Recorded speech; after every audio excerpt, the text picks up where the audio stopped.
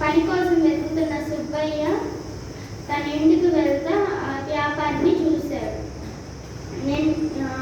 ఆ వ్యాపారి car tyre మట్టిలో ఇరుక్కుందని గమనించి నేను నీకేమన్నా సహాయం చేయగలనా అని అడిగితే వ్యాపారి నాకు ఈ కారు టైర్ బురదలో ఇరుక్కుంది, నాకు రేపు వ్యాపారం ఉంది నా పట్టణంలో అని చెప్తారు.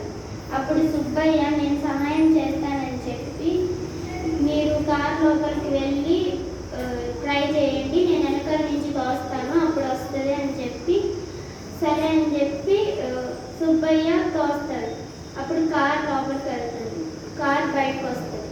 అప్పుడు వ్యాపారి అంటారు నాకు మీ ఇంట్లో నివాసం ఇస్తావా ఈ రాత్రి వరకు, రేపు పొద్దున్నే వెళ్ళిపోతాను అని చెప్తే మా ఇంట్లో మీరు ఉండలేరు వ్యాపారి గారు, మా ఇంట్లో చాలా పేదది, మట్టితో చేసిన ఇల్లు, ఈ వర్షం వల్ల ఇంకా పాడైపోయింది అని చెప్తే సరే పర్లేదు అని చెప్పి వ్యాపారి మీ ఇంటికి నన్ను తీసుకెళ్ళి అని చెప్తే సుబ్బయ్య సరే మీ అడిగాడు కదా నేను ఎత్తుకొద్దనాలి అని చెప్పి తీసుకెళ్తారు.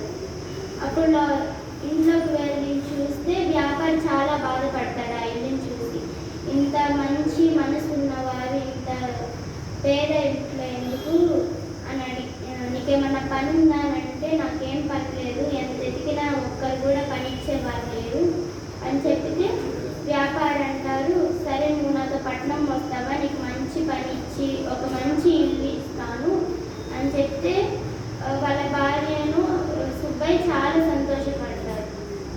సరే నువ్వు ఇక్కడ ఉండి కొన్ని రోజులాగి నేను వస్తానని చెప్పి వ్యాపారి పట్నం వెళ్ళి పని చూసుకొని ఒక 2-3 రోజుల్లో వచ్చి సుబ్బయ్యని తీసుకెళ్ళడానికి వస్తారు.